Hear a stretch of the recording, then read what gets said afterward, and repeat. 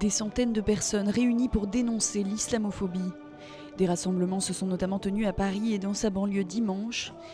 Ces manifestations visent à répondre à la flambée des actes anti-musulmans depuis les attentats terroristes qui ont touché le pays.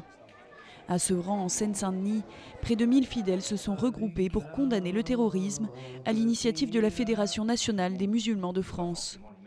On sent qu'il y a aujourd'hui de plus en plus l'ère de l'islamophobie qui s'installe. Et ça nous inquiète. Ce n'est pas parce qu'il y a 3 fous aujourd'hui qu'on doit condamner toute une communauté. À Paris, plusieurs centaines de personnes se sont aussi rassemblées contre l'islamophobie. La manifestation s'est déroulée autour de la Fontaine des Innocents dans le 1er arrondissement de la capitale. Certains en ont profité pour exprimer leur désaccord avec la une du Charlie Hebdo, montrant le prophète Mahomet. Ces événements ont fait que l'islamophobie et le racisme s'est décomplexé et qu'il y a une cinquantaine d'actes islamophobes.